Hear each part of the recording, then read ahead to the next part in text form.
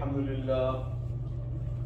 لله نحمده ونستعينه ونصلي ونسلم على سيدنا وحبيبنا وشفيعنا وملجانا محمد المصطفى عليه أفضل الصلاة والتسليم وعلى آله الطاهرين وأصحابه الأخيار وبارك وسلم. أما بعد، فقال الله عز وجل في كتابه المجيد والفرقان الحميد بعد أعوذ بالله من الشيطان الرجيم بسم الله الرحمن الرحيم.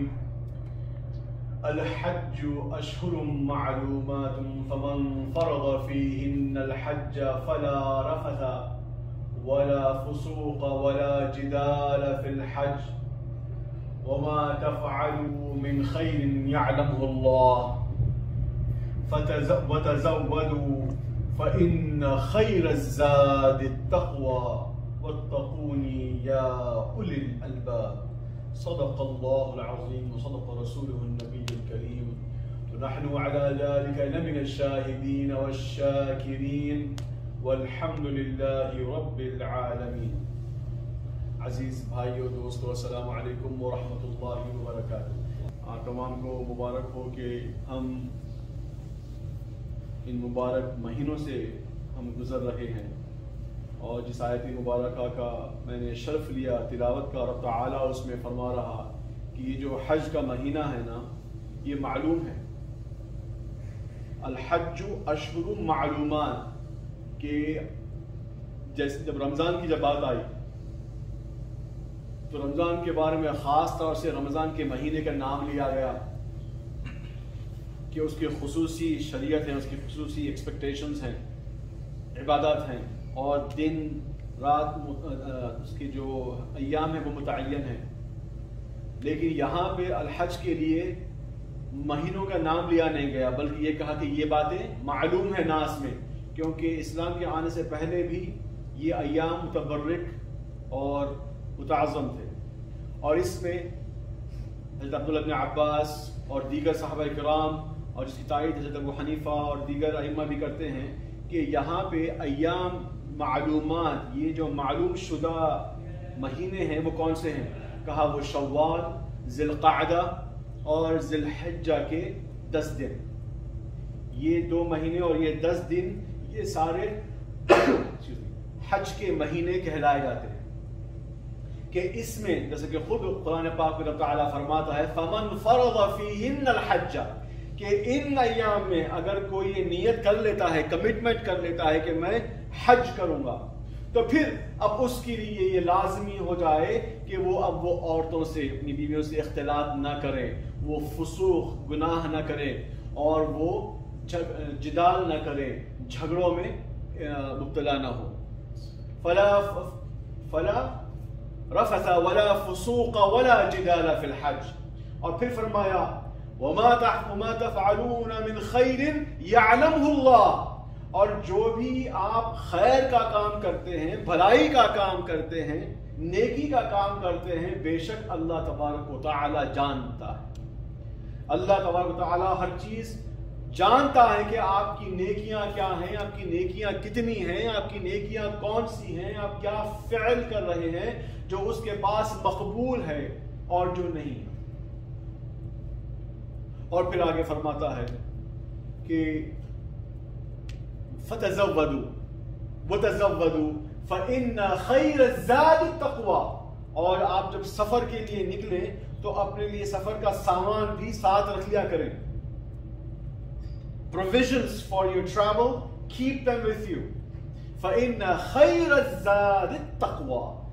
بے شک کہ جو سب سے بہترین سامان سفر ہے وہ تقوی ہے، وہ خوف الہی ہے، وہ یاد الہی ہے، وہ ذکر الہی ہے. تو یہاں پر ایک بات تو یہ پتہ چلی کہ حج کے جو مہینے ہیں، حج کے جو ایام ہیں، وہ شوال سے ہی اس کی گنتی شروع ہوتی. کہ اس زمانے میں ایک بات تو یہ کہ سفر کا معاملہ ہوتا، وہ دور دراز سے آتے، سفر طے کرتے، اور جب نکلتے تو بعض کا سفر 1 مہینے کا ہوتا، بعض کا 2 مہینے کا ہوتا. تو یہ سارے ایام میں شوال سے ہی اس کی گنتی شروع ہوتی ہے. جب آپ نے نیت کی اور احرام پہن لیا، آپ کے اوپر پھر حج کے یہ لوازمات، یہ فرائض آپ پر رائج ہو گئے. لیکن یہ بھی دیکھیں کہ یہ حج کا معاملہ کیا ہے, حج میں ہوتا کیا ہے. تو اختصار کے ساتھ چند منٹ باقی ہے, میں آپ سے عرض کر دوں کہ حج میں وہ سارے معاملہ تقریباً ہیں جو بیت چکے ہیں, جو گزر چکے ہیں. کہیں پر حضرت بی بی ہاجرہ کا واقعہ وہ ہم دہرا رہے ہیں, کہیں پر حضرت ابراہیم کا واقعہ دہرا رہے ہیں, کہیں پر حضرت سیدنا آدم و حوا ان کا واقعہ دہرا رہے ہیں. تو یہ ساری نشانیاں ہیں, گویا یہ ساری نشانیاں ہیں. اور اس نشانیوں میں ایک نشانی آپ کے لیے صفا و مروہ ہے, کہ جس کے بارے میں خود قرآن پاک میں رب تعالیٰ فرماتا ہے بعد اعوذ باللہ من الشیطان الرجیم ان الصفا والمروہ من شعائر اللہ, کہ صفا اور مروہ یہ اللہ تبارک و تعالیٰ کی نشانیوں میں سے ایک ہے. اللہ اللہ.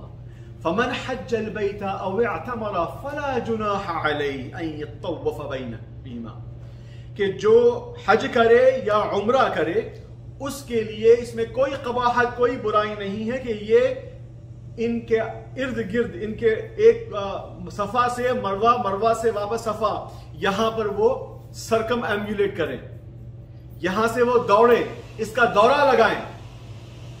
تو پہلے تو یہ کہ یہ واقعہ صفا و مروہ یہ کیسے, تو پھر تاریخ میں آپ جب دیکھتے ہیں تفسیروں کی مدد سے, تفاسیر کی مدد سے, تو پتہ چلتا ہے کہ حضرت ابراہیم علیہ نبینا علیہ السلام بڑی دیر کے بعد, بڑی منتوں کے بعد, بڑی تاخیر کے بعد, آپ عمر کی بزرگی میں تشریف آنے کے بعد آپ کو اللہ تبارک و تعالی دعا قبول فرماتا ہے اور آپ کو ایک ولد, بیٹا آپ کو عطا فرماتا ہے. تو ویسے ہی اتنی منتوں دعاؤں کے بعد جو بیٹا پیدا ہو اس کی تو بڑی قدر ہوتی ہے, بڑا اس کی خیالداری ہوتی ہے, اس کا بڑا احساس ہوتا ہے, بڑا لحاظ ہوتا ہے. آپ کو حکم آتا ہے کہ تم اپنی بیوی اور اپنے نو مولود بچے کو جا کے مکے میں اس مقام پر جہاں پہ کعبۃ المشرفہ کا جو علاقہ ہے وہاں پہ ان کو چھوڑ آنا. اللہ اکبر. لیکن یہ حضرت ابراہیم خلیل اللہ ہے, اللہ کا حکم آتا ہے, سوال نہیں کرتے ہیں. پھر ساتھ میں ایک اور حکم آتا ہے کہ ہاں بات نہیں کرنا. ابھی جب تم اپنی بی بی ہاجر کو جب تم چھوڑ کے آؤ گے علیہ السلام, ان سے بات نہیں کرنا, ان کو تفصیل نہیں بولنا, چھوڑنا اور خاموشی سے واپس آ جانا. اللہ اکبر. آپ وہاں جاتے ہیں, حضرت ہاجرہ کو لے جاتے ہیں, حضرت اسماعیل جو شیر خوار ہیں, گود میں ہیں, ان کو ساتھ لے جاتے ہیں, وہاں چھوڑتے ہیں اور پلٹ کر واپس آتے ہیں. اللہ اکبر. تو آپ پکارتی ہیں یا ابراہیم, یا ابراہیم, اے ابراہیم کہاں جا رہے ہو, کس کے حوالے مجھے چھوڑ کے جا رہے ہو, لما تکلونی, کس کے حوالے تم مجھے چھوڑ کے جا رہے ہو, کس کی پناہ میں مجھے چھوڑ کے جا رہے ہو. آپ جواب نہیں دے, آپ پلٹتے بھی نہیں, آپ دوڑی آتی ہیں, پوچھتی ہیں, دریافت کرتی ہیں. تو پھر آپ نے ایک سوال کیا, اللہ امرک, کیا تم کو اللہ تبارک و تعالیٰ نے اس بات کا حکم دیا ہے. اللہ اکبر. تو اس پر آپ زبانی تو جواب نہیں دے سکتے ہیں کیونکہ امر الہی ہے. اپنے چہرے کو آپ نوٹ کرتے ہیں کہ اشارتاً اس سے ان کو یہ جواب مل گیا کہ ہاں یہ اللہ تبارک و تعالیٰ کا حکم ہے, امر الہی ہے کہ میں تمہیں یہاں پر چھوڑ جا رہا ہوں. اس پر قربان جائیں حضرت بی بی ہاجرہ پر. اللہ اکبر. اور کون بی بی ہاجرہ, وہ ان کی زوجہ ہیں جو ابو الانبیاء ہیں. حضرت ابراہیم علیہ نبی علیہ السلام آپ کو انبیاء کے باپ, آپ کی نسل سے سینکڑوں درجنوں انبیاء نکلے ہیں. اور پھر خصوصاً اور پھر آپ کی دو بیویاں تھیں, ہاں, ایک تو بی بی ہاجرہ اور بی بی سارہ علیہ السلام. تو بی بی سارہ سے جو بنی اسرائیل کے انبیاء آئے ہیں اور بی بی ہاجرہ سے جو حضرت اسماعیل ہیں, ان سے بس ایک نبی بیچ میں ہے, اس کے بعد حضرت سیدنا رسول اللہ صلی اللہ علیہ وسلم آپ کی نسل سے آتے ہیں. تو بی بی ہاجرہ جب پوچھتی ہیں کہ اے ابراہیم یہ تو مجھے کس کے حوالے چھوڑ کے جا رہے ہو, آپ نے اشارتاً فرمایا اللہ کا حکم ہے کیا یہ؟ تو آپ نے اشارتاً جواب دیا کہ ہاں نعم یہ اللہ کا حکم ہے. آپ نے وہ جواب سمجھ لیا. جب آپ نے یہ جواب سمجھ لیا تو پھر آپ فرمانے لگی تو پھر میرا اللہ مجھے ضائع نہیں فرمائے گا.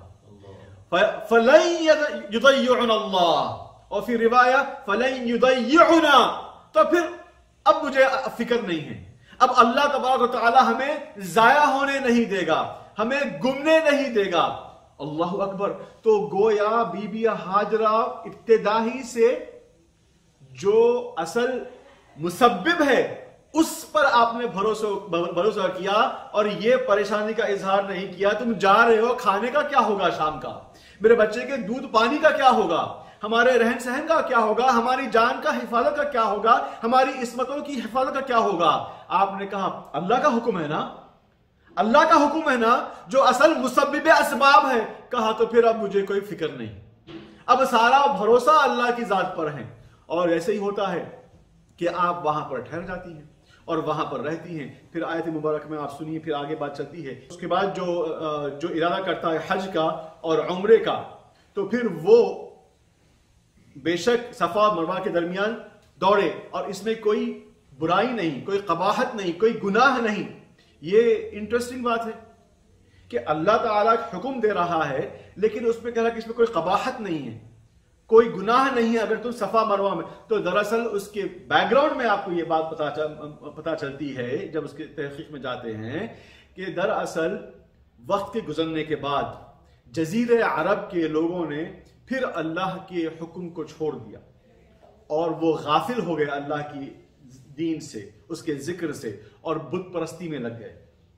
اور بت پرستی میں لگنے کے بعد یہ صفا و مروہ جو پہلے سے ہی ایک بڑے اہم اماکن تھے، ان پہ صفا پر ایک انہوں نے بت چڑھا دیا اور مروہ کی چوٹی پر وہاں پہ بھی ایک بت چڑھا دیا، اور وہ ان بتوں کی پرستش میں ان کے پاس وہ آگے پیچھے دوڑا کرتے تھے.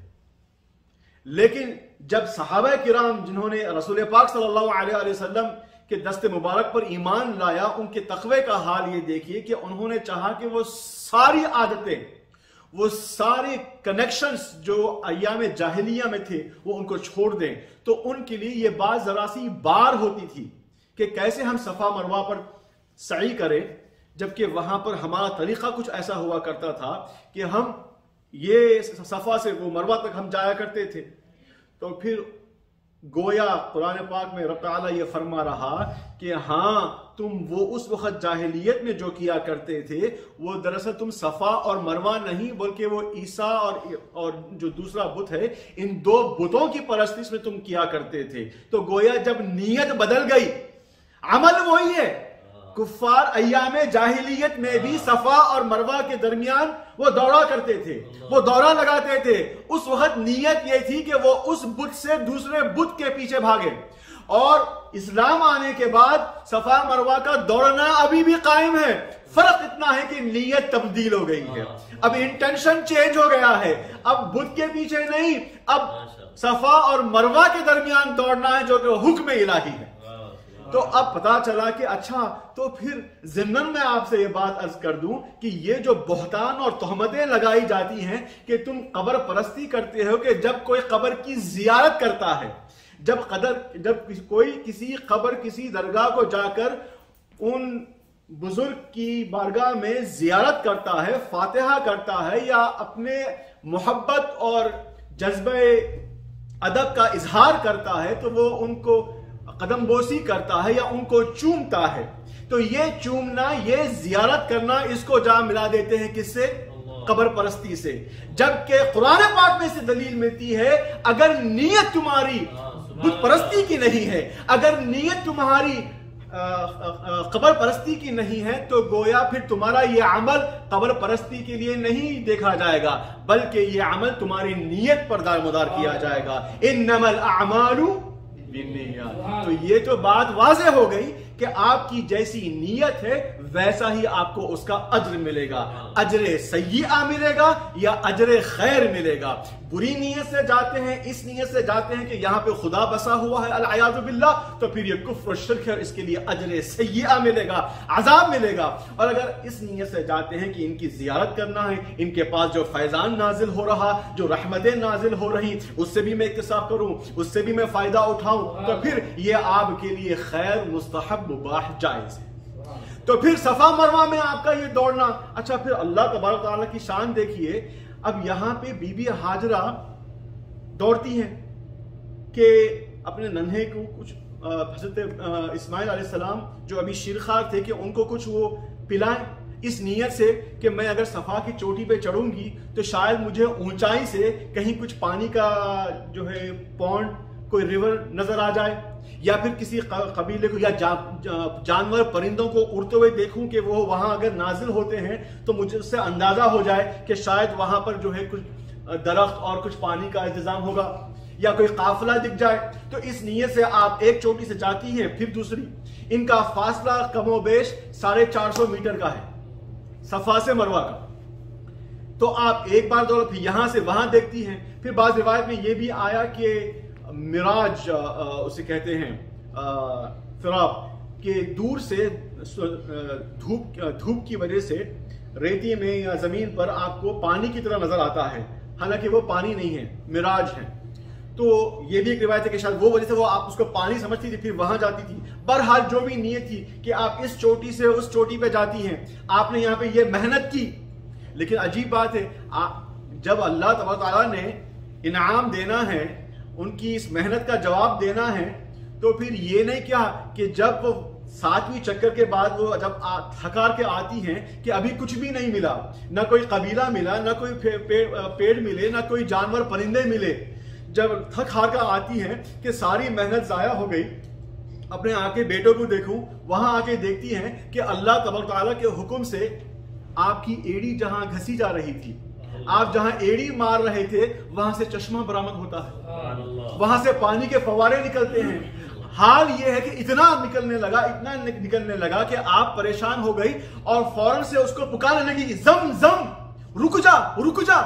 زمزم کے معنی ہیں رک جانے کے، روکنے کے۔ پھر آپ نے اس کو جو ہے اس کو بارڈر بنایا، اس کو ویسے تھمانے کی کوشش کی۔ اللہ اکبر۔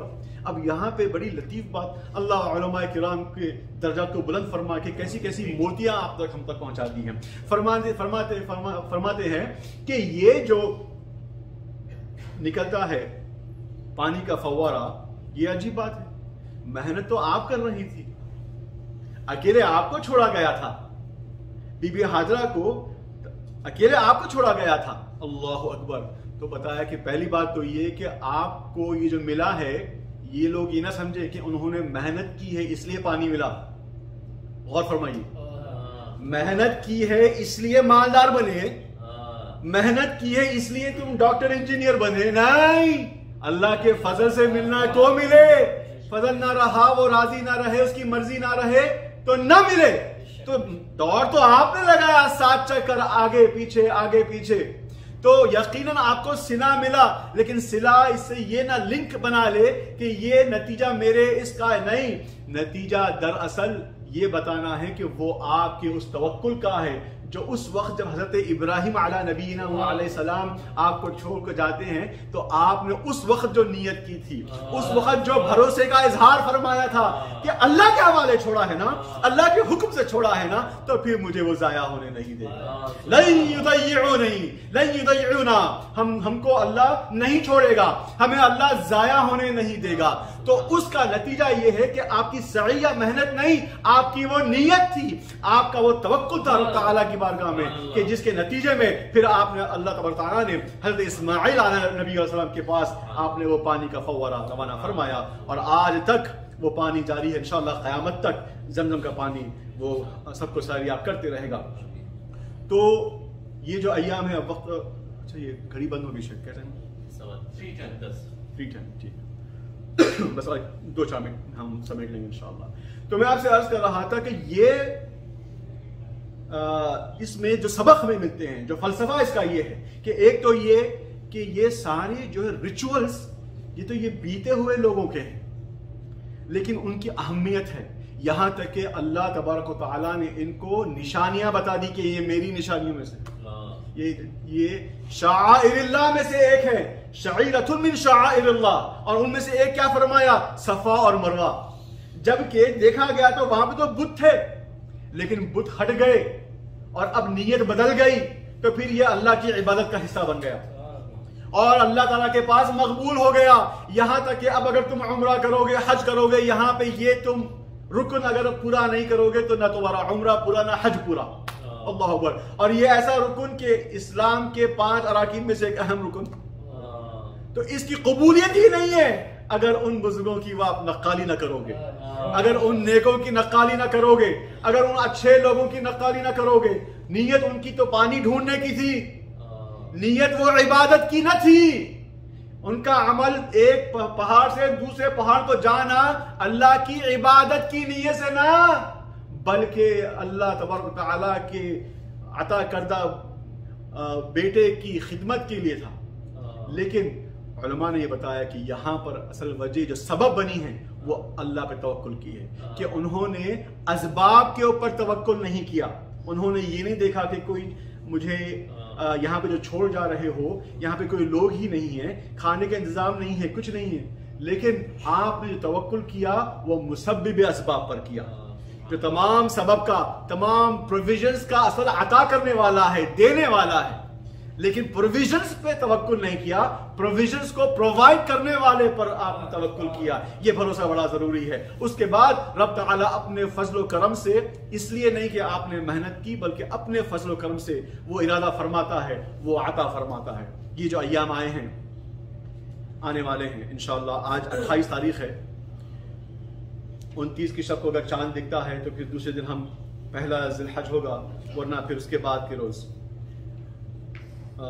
जो मुस्तहब्बात में से हैं वो ये हैं कि जो लोग हज नहीं करते हैं, आप इन 10 अय्याम में अगर रोज़ा रह सकते हैं तो ये मुस्तहब अमल है, करने पर सवाब है, नहीं करने पर कोई सवाल नहीं।